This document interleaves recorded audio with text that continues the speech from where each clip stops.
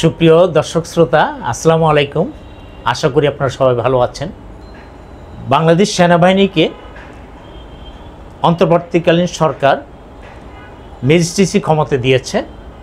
এই বিষয়ে আলোচনা করার জন্য আমাদের মাঝে উপস্থিত আছেন শামীম আক্তার, যিনি দীর্ঘ 25 বছর যাবৎ বাংলাদেশ বেতারে বিভিন্ন সেক্টরে কাজ করেছেন।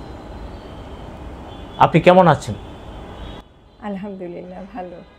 আপনি জানেন যে কিছুদিন আগে সেনাবাহিনীকে সরকার ম্যাজিস্ট্রেসি ক্ষমতা দিয়েছে।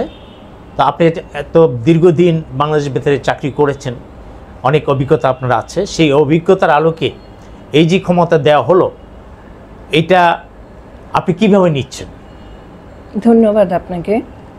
আসলে হঠাৎ করে এই জিনিসটা গত 17 সেপ্টেম্বর জনপ্রশাসন মন্ত্রণালয়ের এক প্রজ্ঞাপনে কিন্তু আমরা জানতে পেরেছি যে সারা দেশে ম্যাজিস্ট্রেসি ক্ষমতাটা সেনাবাহিনীকে দেওয়া হয়েছে।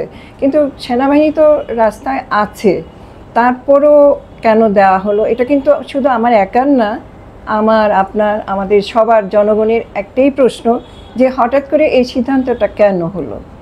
তা আমার মনে হচ্ছে যে এই সিদ্ধান্তটা কিছুটা সংস্কারের জন্য, যেহেতু ডক্টর মোহাম্মদ ইউনূস সাহেব উনি বেশ কিছু সংস্কারই চলে গেছেন, হয়তো ওই সংস্কারের মধ্যে এটাও একটা। কিন্তু আমরা যা কিছু করি জনগণের কল্যাণের জন্যে, জনগণের ভালোর জন্যে। তো এই যে ক্ষমতা তারা পেল, এটাতে জনগণের কি উপকারটা আসবে বলে আপনি মনে করেন? আসলে ক্ষমতাটা তো মাত্র 2 মাসের জন্যই দেওয়া হয়েছে। এখন 2 মাসে আমরা কতটুকু উপকৃত হব বা কতটুকু আমরা বিষয়টা এরকম যে পুলিশের কাছে একটা ক্ষমতা দেওয়া আছে, পুলিশ প্রশাসন তাদের একটা ক্ষমতা আছে।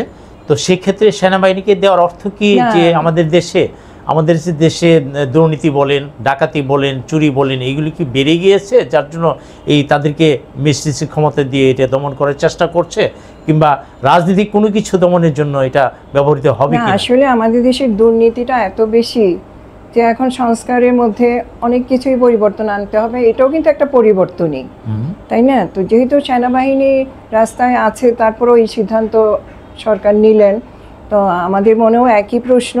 কিন্তু সেনাবাহিনীরা কিন্তু আইন শৃঙ্খলা রক্ষায় অন্যান্য বাহিনীর সঙ্গে কিন্তু একসঙ্গেই কিন্তু কাজ করবে। মূলত সেনাবাহিনীর দায়িত্ব হলো যে দেশকে রক্ষা করা, সার্বভৌমত্ব রক্ষা করা।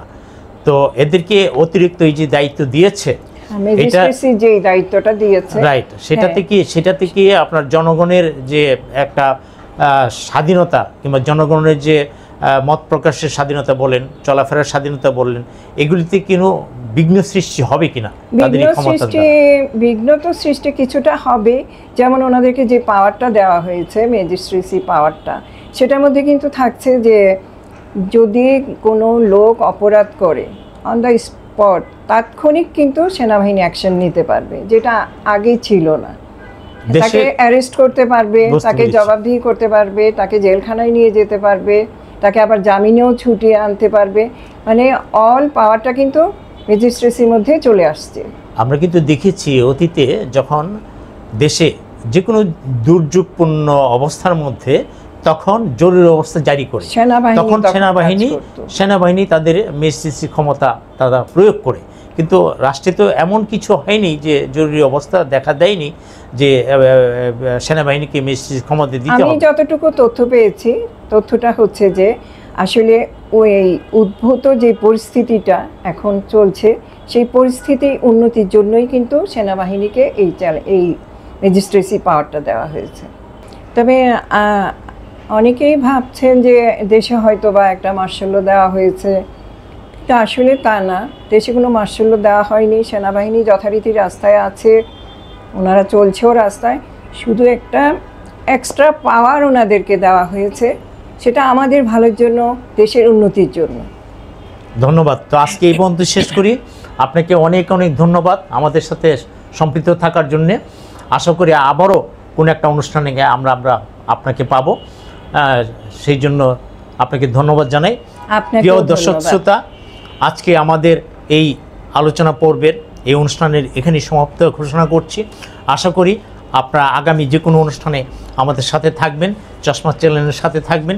এই প্রত্যাশা রেখে আপনারা ভালো থাকুন, সুস্থ থাকুন। আজকের অনুষ্ঠান এখানেই শেষ করছি। ধন্যবাদ। আসসালামু আলাইকুম।